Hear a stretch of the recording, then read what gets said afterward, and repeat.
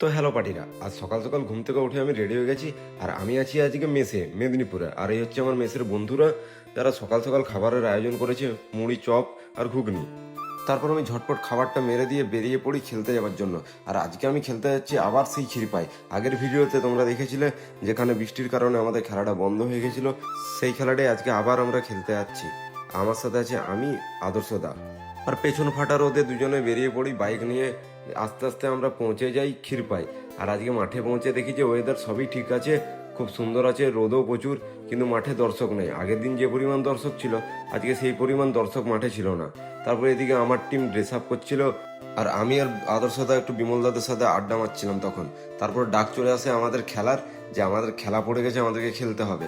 আর এদিকে বতিস whistle পড়ুর dress পরে নিছে, তাই ওকে একটু আমি রাগাচ্ছিলাম। তারপর মাঠে প্রবেশ করে আনন্দপুরের সবচেয়ে জঘন্য ছেলে পাল। তবে ছেলেটা মনের দিক থেকে খুব ভালো। তার সাথে যে আসছিল সে হচ্ছে জয়। ছেলেটা এমনিতে ভালো, কিন্তু দিন দিন যা বেধা হচ্ছে কি বলবো। তারপরে শুরু হয় আমাদের খেলা। আর টসে হেরে আমরা প্রথমে ব্যাট করার সুযোগ পাই। আর আমাদের ওপেনিং করতে যাই আদর্শদা ও জয়। আর জয় রীতিমতো প্রথমে শুরুটা খুব সুন্দর করে। জয় বাদ দিয়ে আমাদের কোনো ব্যাটিংই সেদিনে ঠিকমতো রান করতে পারেনি, মানে কারোরই ব্যাট চলেনি। জয় আর আদর্শদা আউট হওয়ার পর আমাদের নিত্যানন্দ ও বতীশ দুজনে ব্যাট করতে যায়। আর দুজনে পিচের মধ্যে খুব পরিশ্রম করছিল, কিন্তু রান আসছিল না সেইভাবে। শেষমেশ নিত্যানন্দ ছয় মারতে গিয়ে বড় একটা ক্যাচ উঠিয়ে দেয়। আর এখানে আমাদের অটো ভাই মাখন লাগানো হাত দিয়ে ক্যাচটা ছেড়ে দেয়। আর এদিকে অনেক কষ্টে দাঁতে দাঁত চেপে আমাদের টিম 5 ওভারে সংগ্রহ করে 44 রান, আর সেটা ডিফেন্ড করতে আমরা নামি।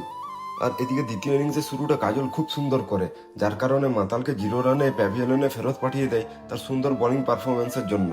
আর আমাদের বাকি বোলারও খুব সুন্দর বল করে, কারণ এই ছোট্ট মাঠে ছোট্ট রানটা তাদের চেস করতে পুরো 5 ওভারই লেগে যায়।